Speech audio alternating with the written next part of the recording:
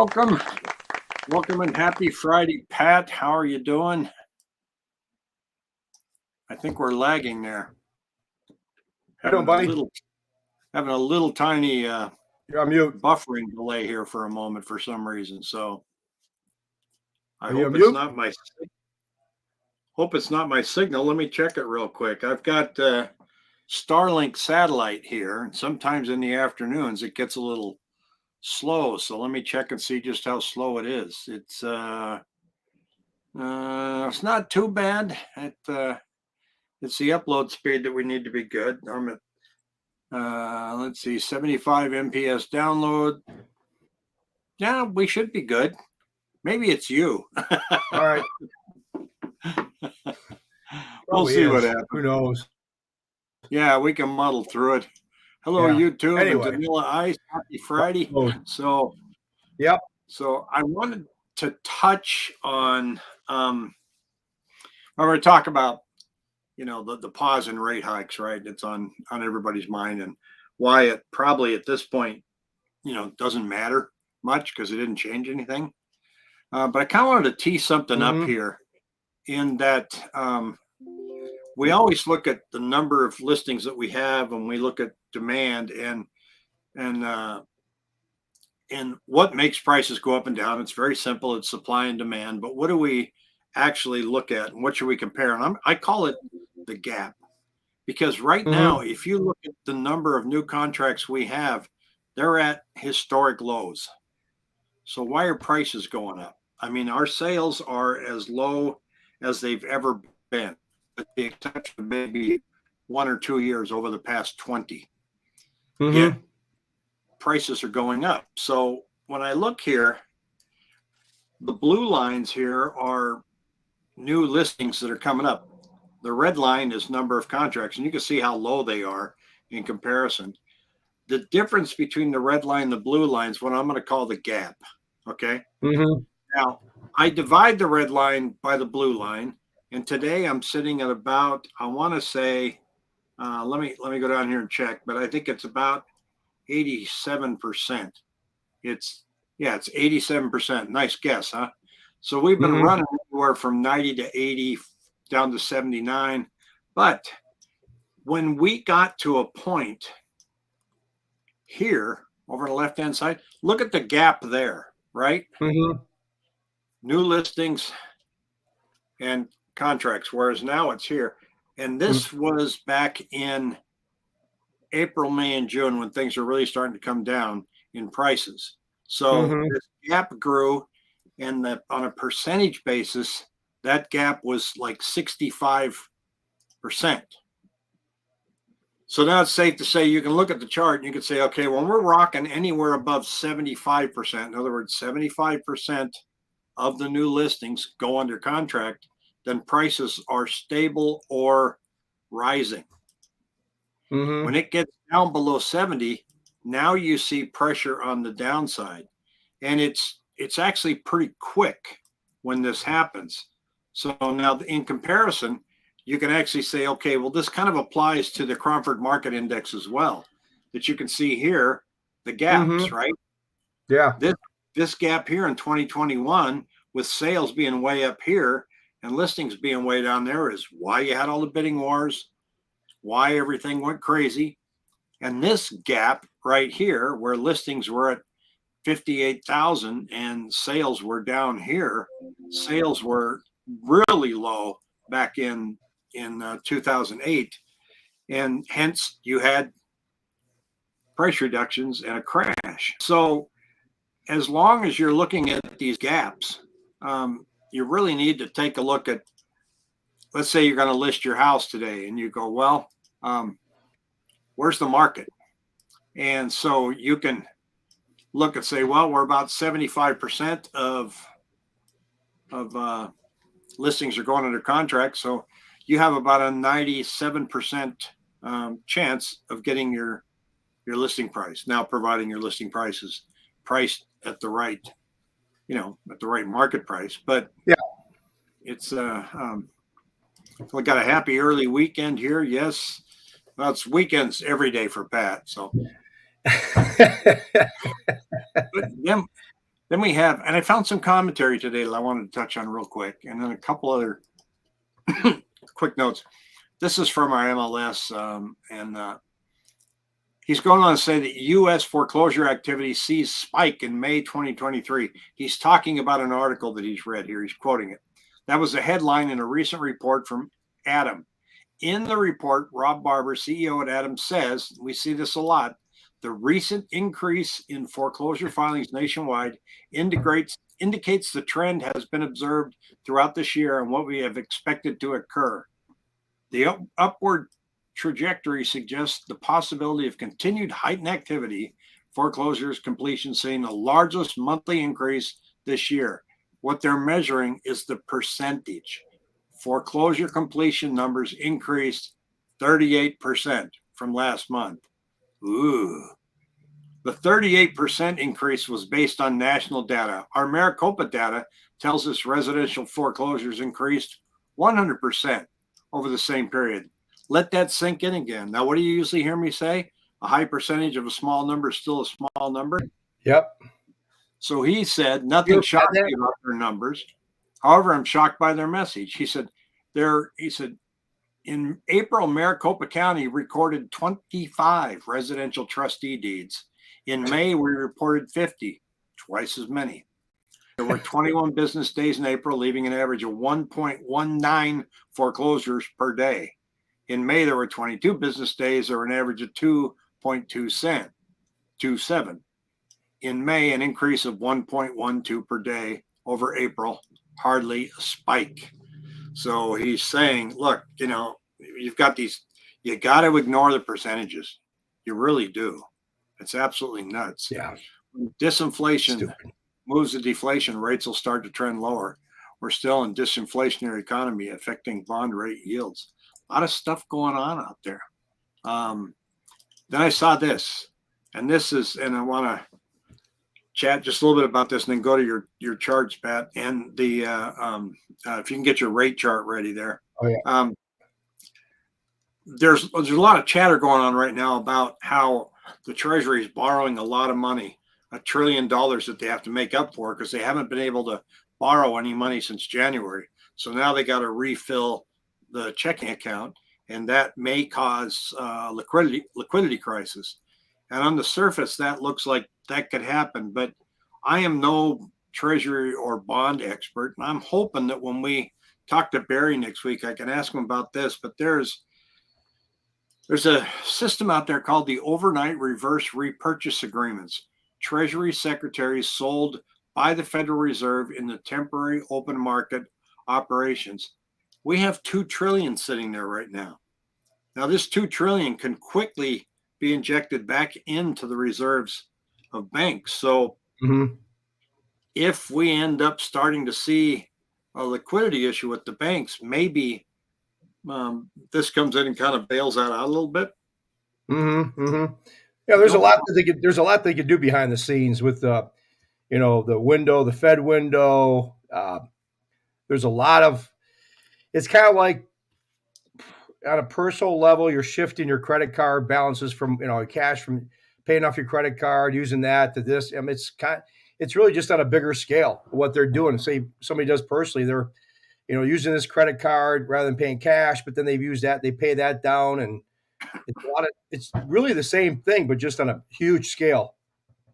Yeah, it's sitting in another account somewhere. Yeah. Don't worry about that $1 trillion. We got $2 trillion sitting over here. So yeah, I hope that's what I'm seeing, because that's what I usually carry in my checking account. Is usually it depends. I split it up between two checking accounts. Yeah, but I don't have $1 trillion. I'm like, 750 billion, something like that. So, as expected. So yeah, that's why I'm able to take some time off here. But I'm trying to share your chart. There it is. So we didn't hardly have any swings today. Is there a holiday today? Monday. Monday's the holiday? Okay. Juneteenth, yeah. That's right, Juneteenth Monday, okay. Yeah, I mean, it was, overall the market, I mean, the 5.5 keeper was down 16 basis points. The 10-year Treasury was up 5 basis points. Once again, we're just swinging in this range, because I said this range, obviously this is bond prices. When it goes up, it's obviously positive. This is when rates are going down, but because we saw that, that dismal from May to really about the end of May, it was just one of those dog dog step down climb, up rise in rates, obviously. But I mean, you step it out once again, you step it out longer. Obviously we've gotten. Taking out the 1 year once again, but we're just once again kind of stuck in this channel. And there's nothing. We saw the numbers come by last week. The CPI. I mean, really didn't. Everything just seems to be stepping back and looking at it. Just like I said, I'm just looking from just a pure step back, look at the big picture. Everything's kind of just stuck in this channel. I mean, the news. Central bank said, "Well, we're gonna pause for now," and the market said, "Okay, well, we're not going to change anything on our end either." Then, yeah. So it's been kind of just same old. And obviously, I just look at the big picture and what Barry is saying. That obviously, you're seeing, like Stephanie was saying. Obviously, you get inflation kind of getting muted a bit. I mean, there's this range bound in the rates and the bonds that you're going to see probably some action this next week. There's going to be some Federal Reserve guys, Fed governors coming out and speaking. You're going to have probably one guy yakking about this, saying that the rate should be at 8%, and the other one saying, it's kind of like they're sitting around a bar, just sitting there drinking, just yapping away, just spewing. Well, they do. They come out with comments, but it was, again, there's more activity around what Chairman Powell said than what he actually did. He said they're going to have two more. Well, are they really going to have two more hikes, or are they not? Yeah. Are they really going to go to 2%? It just seems like the fireworks we're not seeing the fireworks that we saw 6 to 10, 12 months ago. I mean, it just seems like every week or every other week or every 2 weeks, we had this bombshell of news like, oh, here we go again. So it just seems as though, just stepping back, if I was a buyer or a seller, it just seems like, okay, we're just going to kind of mosey along here. I think rates, we've seen the top end, the last 6 to 8 months, we've seen 7.25. Some of these retail banks are 7.5, high sevens. Obviously, I think the highest I got was probably 7.8, 7.25. But it just seems like we're muddling along this mid 6, the high 6 range. I mean, right now, just go back to my rates. I pulled up a rate on a $475,000 purchase, 10% down. Obviously you can go less than that, 5%, but you're looking at right now 6 3/4 is a cost. I just pulled up this one lender, one of the better priced on my list, because obviously I've got a list. I've got this whole list of lenders, and some lenders are better, than others. I mean, there's some on this list I haven't tried, and I wouldn't try that we're signed up with. But right now 6 3/4 it cost of $2,000. Now, if rates do get better, you're looking at, just to kind of step this out a little bit further, since we're expanding my interest rate talk. Right now we're probably about 50. Let's see here, 90, 99.52. We're about 3/4 of a point. If bonds were to improve about a half a point, we'd probably get into about the 6.5 range, maybe 6 3/8 range, because this $2,000 cost would probably shift down to about the 6 3/8. We might see better pricing by $2,000 or $3,000 on this $475,000 purchase. So if rates were to get better, I suspect rates to kind of maybe float down in a 6.5, 6 3/8 range. It would take a lot of work. And this is probably what Barry's kind of looking at down the road. If rates do improve, to get into high fives, like right now, you're talking about a $13,000 cost. It's about a 3-point pricing differential. So you'd have to see the bonds improve by about 300 basis points for it to get into the high fives, which that's going to be probably, if rates do start to move down, we might see that slip into the high fives, but that's going to be down the road. But right now, I just see it kind of muddling along this high 6s, mid 6 range for a period of time. I'm kind of throwing in the towel and saying, as I talked about in January, February, I just saw this year as kind of like this, nothing crazy. You got the feds now the feds are kind of like a mother-in-law that keep coming to dinner. It's like, oh God, here she is again. It's just like, for Christmas and Easter, and they keep Yeah, boy, here we go. open up their mouth again. So I'm gonna call them the mother-in-law, my mother-in-laws. Well, now So I like my mother-in-law. She lived with us, so but I'll let okay. you take that one. But I know what you mean. Now, I ran into this site, Pat. It's called trueflation.com. And I don't know exactly how they calculate this because I haven't, well, I'll click over that methodology tab for a second, but they're saying, um, and this is daily 2.54% down 0.20%, US government rate 4.0%. So, what is their methodology? They offer a more reliable view of inflation, contrasting with government metrics that have outdated methodologies. We've heard Barry talk about that a ton, and Mm-hmm. limited transparency. With over 10 million data points, it updates daily and has a dynamic methodology that responds to the global market conditions. So Hmm. they're saying, we're almost at 2% now. So that's and again, it's called trueflation.com, and they're showing it on a chart here. Well, Which that kind of speaks to what Barry's been saying. Really, is that the Feds they're using the rearview mirror to look at all this data, and they're not looking now or ahead. Yeah, he did make a comment the other day where Barry said where he says uh, the uh, they're really stuck on looking at the rearview mirror, and he uses Wayne Gretzky as an example all the time. He Mm-hmm. goes, "I skate where the puck is going," and Mm-hmm. he goes, "And the Fed is, still trying to find the puck." So, yeah, so, so Jackie wants me to send this to Jerome now on Market Watch. Um, Waller says bank failures may influence Fed on how much to raise interest rates.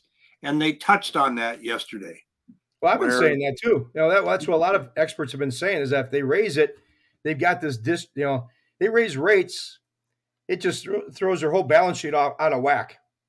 yeah, and he had said when he was asked a question in the Post News conference that he said, well, um, how much of an impact do you think this will have on small regional banks if you raise rates again? And his answer was, you know, well, we're certainly looking at that and taking that into consideration. In other words, if we We see banks starting to fail, we're probably going to put the brakes on it. But it's I wouldn't want his job, man. You got to be really careful what you say. But they're staring the market through talking right now. But again, the big question I think that's on all of our minds right now is if rates do come down, are we going to heat up?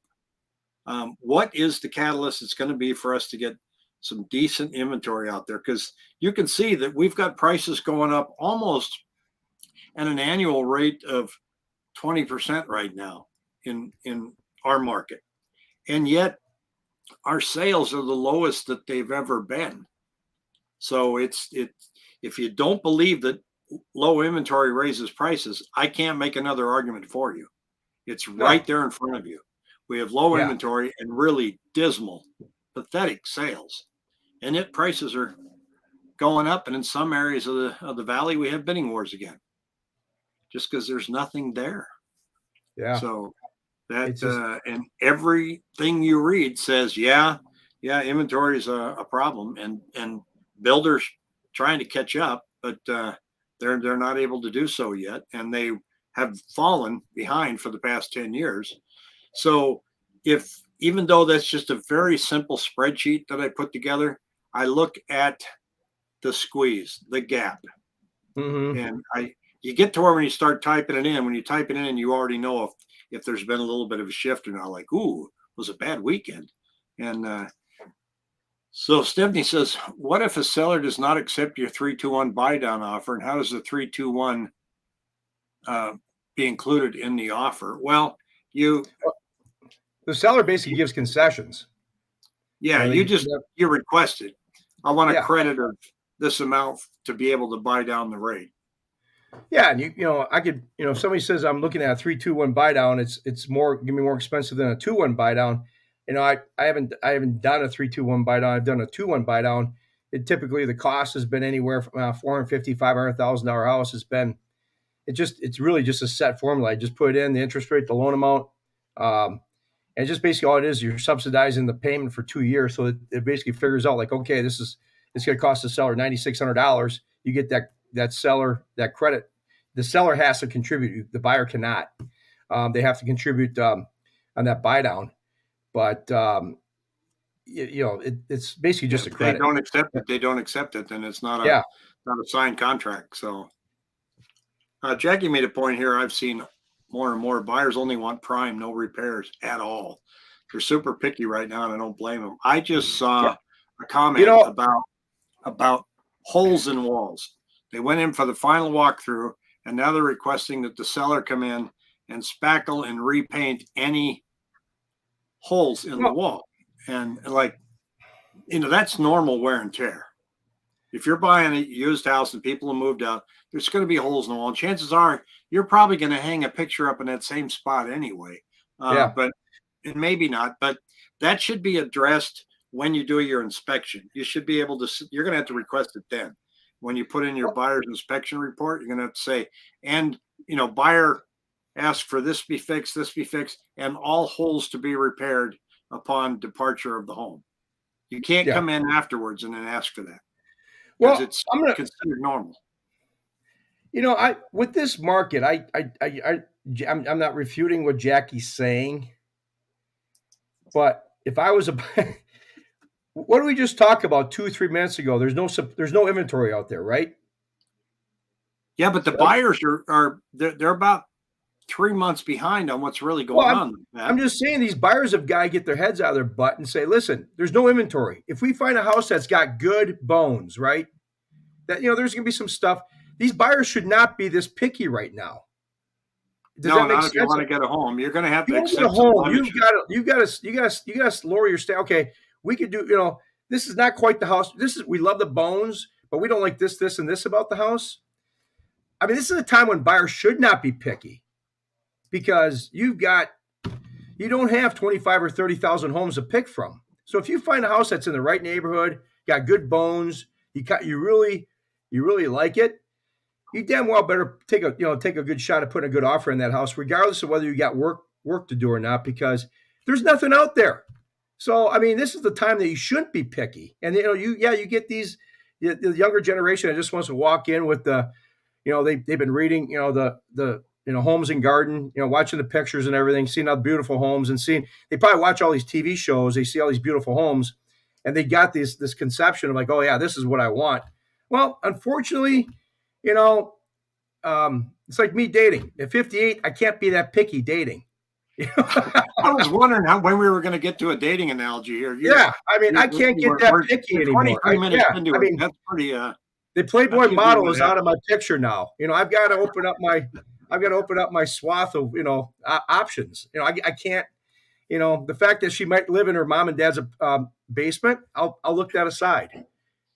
So well, and then again, we're not. So I mean, I agree with Jackie that they are, but these buyers have to be educated and say, listen, there's no inventory out there. Let's take a look at what we got and let's work with that. If you can rehab this house, like you said, I think it's a perfect time.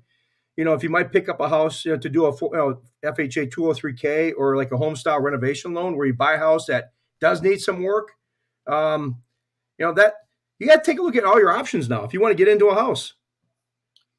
Yeah, I've seen instances. In fact, this one walkthrough we went through a long time ago was on new construction, and I was representing the developer, and the building superintendent gave the roll of blue tape to the buyer, and I said, you should never give the roll of blue tape to the buyer, where you point, because they're just ripping them. And she did the entire wall, even though he said they're going to repaint this wall. And she goes, oh, but I just want them to see the spot. And he said, it's going to take them longer to take your blue tape down than to paint. And she just said, I don't care. And I took the agent aside and I go, come on, she's painting a Picasso.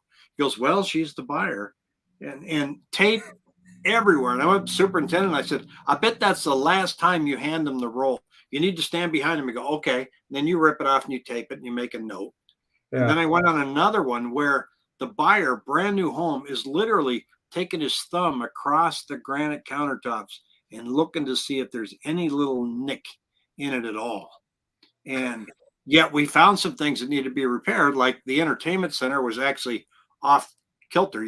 If you sat down and put your TV in there, you could never watch TV because you're just going to, you're sitting like, they agreed to rebuild all that. They go, well, yeah, Yeah. you're right. But then they're just going down the walls. Look, you're going to ding the walls when you move in. You're going to hammer nails in the wall. You might as well learn how to use stucco and paint and match the paint because you're buying a house. You're going to be doing that all the time. So there's a time to have high expectations, and then there's a time to dial it down a bit. Now, Yeah. on the seller side, it's also healthy for you to understand where the buyers are today. We can't, we try to change that.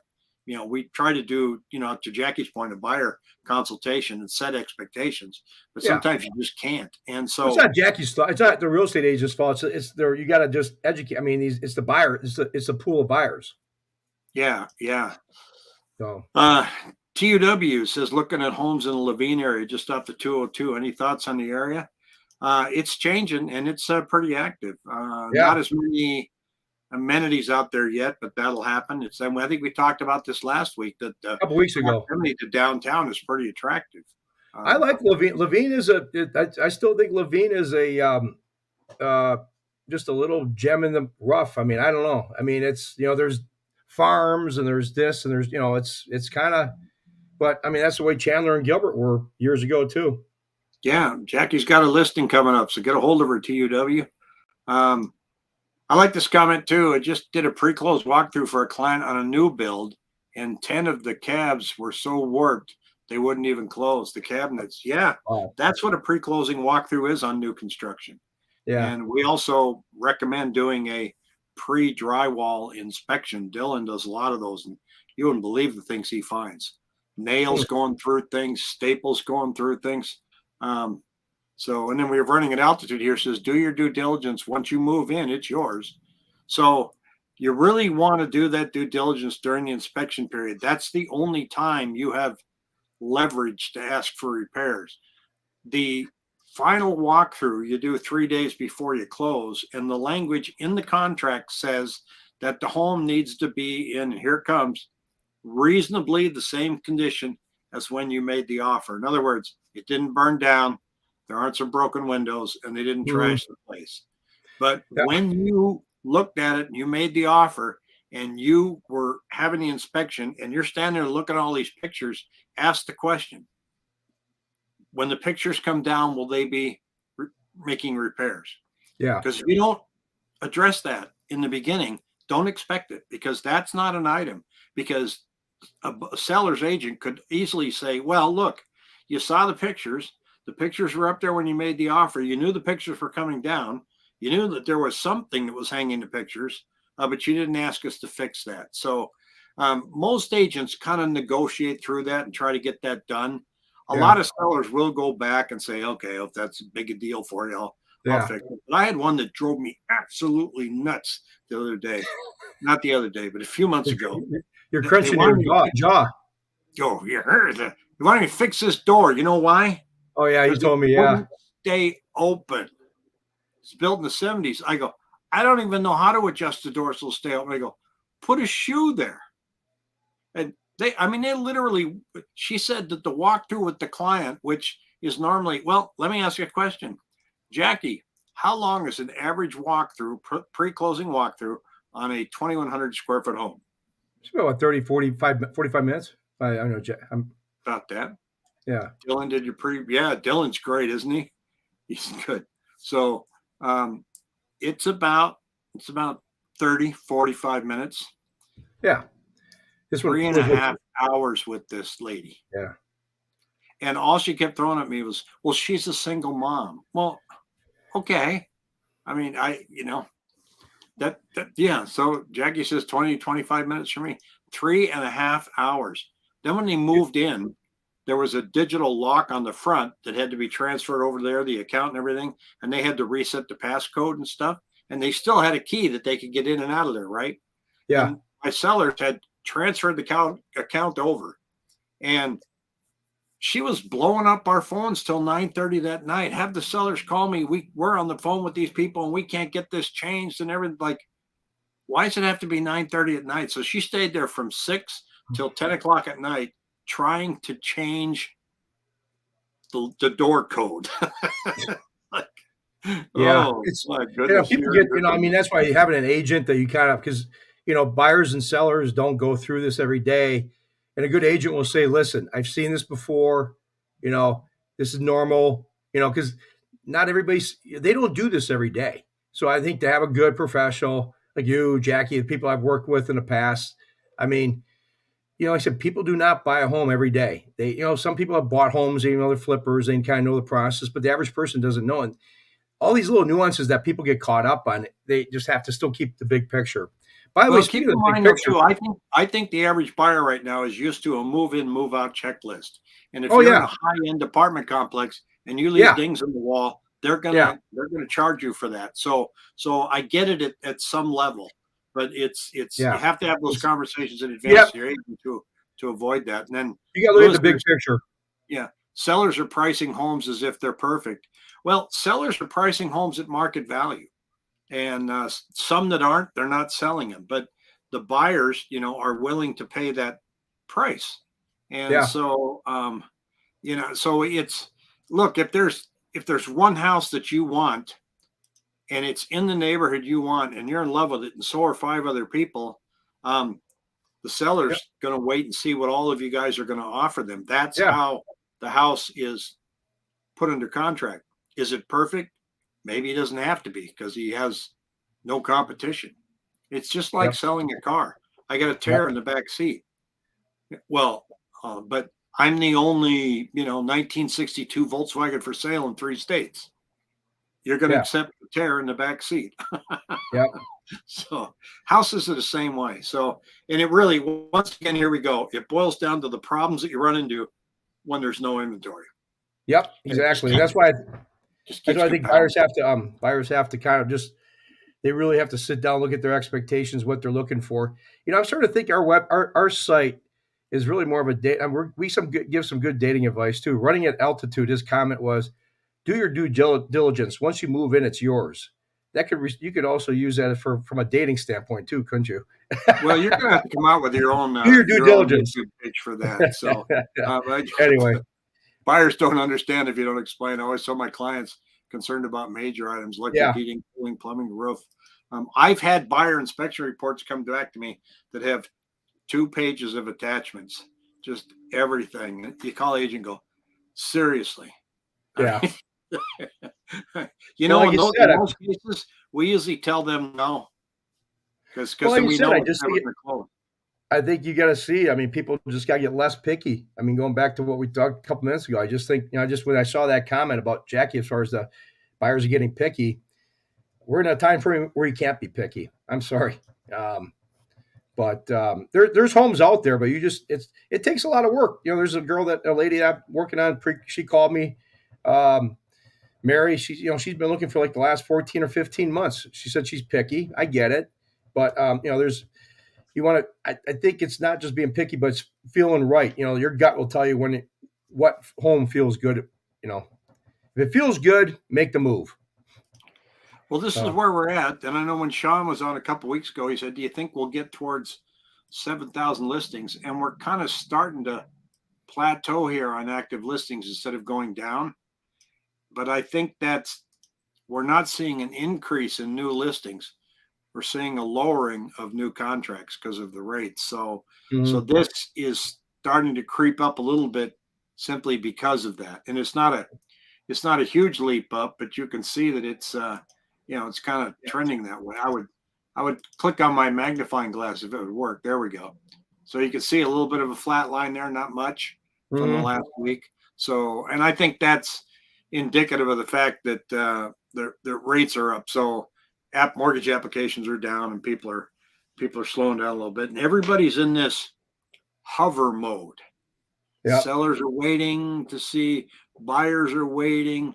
There's going to Yep. be a breakout moment somewhere down the road, and maybe people are patient enough, or maybe the market's patient enough to where they can hover for a year. I don't know. We've I never think the had. breakout moment. I think the breakout moment will be when rates start going down. I think the biggest push is if rates do somehow plunge from the high sixes down to the say. That's going to be my prediction. Is that if they get into the low sixes, high fives, mid fives, that's going to be the. I don't see anything else pushing this market where people say, "Hey, I want." But then do you have the sell? Do you have the sellers that are willing to trade off and get into something else? That who knows? So Well, the debate of being a good time to buy or not a good time to buy is an eternal one, and you know what happens when we say it. If you're a buyer and you don't want to wait for breakout time, yeah. If you are, if there's a breakout and now you're ready to get in, it's too late. Like Pat, yeah. you've always said, nobody rings the bell. But we looked and saw it's very interesting when you go back and you see that the shock of the rate increase in March made our Mm-hmm. market plummet, and Yep. our inventory went up to 19,000.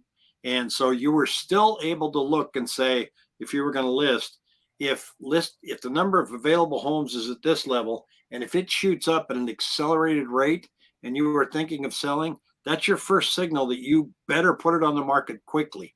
A lot of Mm-hmm. people waited till it got up to like 18,000, and then they listed and still thought they could get what they considered their perceived Yep. equity price, and the party was over then. Yep. Now we're back up at that level now, so you want to give it another run. The prices are back up almost to where they were Yep. when they came down, and so um, maybe now's a good time to jump back in. And if you do see rates get down in the 5.5% range, or if there's indications that they're getting there and you're thinking of listing, get in front of it and jump in. And so Yep. for buyers, you're going to have to be really quick. Yeah. But having said that, boy, I hope it doesn't get that way. Yeah. I Just hope we don't sucks. ever see that stuff again. The Yep. 3-2-1 buy down for buyers is the key. At the end of the day, it comes down to affordability. Yep. Yeah, affordability is really a magic question out there. So and I know we keep promoting the interview with Barry, and we can tell you that it's going to air on Wednesday evening. So we'll be promoting it so you can see that. We are going to have a half hour with him, and he's going to bring a lot to the table for us. And some people will agree with him, some people won't. But one thing you can't disagree with him is he's got the data to prove his points, Yep. and He does. he does a great time. Look him up on Yep. YouTube. Look up Barry Habib, Habib, and take a look and see what he has to Yeah. say. I think And hopefully answers some of the questions that we posed to him. It goes through that. But yeah, just to wrap it up, I mean, rates kind of once again. I mean, next week we got Juneteenth. Got Powell's going to come out with his speech, and then you got an auction. But really, right now, the bonds have been just sitting in this resistance, this channel. But there is a note that Barry said at the end. There's a beginning of a negative crossover, which would portend lower yields and higher MBS prices ahead. So meaning that rates, we're probably going to see a little bit of, a little bit loosening in the rates here shortly, maybe the next couple of weeks. So that'd be interesting. So don't lock yet. yeah. Yeah, like you said, I think you can get mid sixes. Right now it's high sixes, but mid Yeah. be coming Yeah. around the corner. So Well, super. We'll have a good weekend. I'm going to be having Father's Day weekend. My son from California is coming up here to the Northwest, and yeah, he can be happy up here Father's Day to and everybody. get to see a couple nephews I haven't seen in a while. So I'm going to have a good time. So Good. everybody Well, have happy a Father's Day to you. fabulous. What's that? Happy Father's Day to you. And Oh, all the thank you, great sir. fathers out there. All right. Take care. Have a good Take care, one. everybody. See you.